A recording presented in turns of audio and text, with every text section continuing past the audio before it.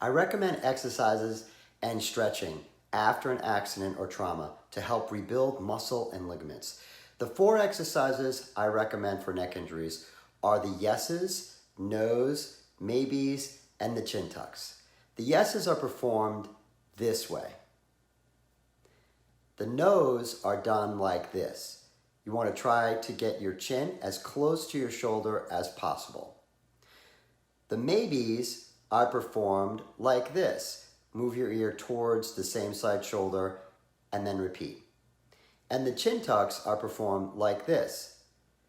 You can try to imagine someone trying to hit you in the face with a pie and you would retract your neck straight back, or trying to escape an unwanted kiss.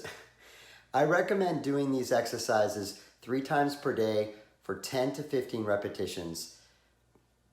Pain during exercise is normal, but the pain should go away after 10 minutes, after the exercises are completed.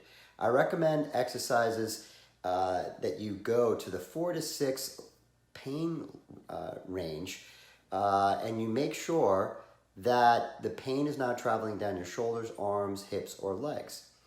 Try to go as far as you can while doing the exercises, slowly increasing your range of motion.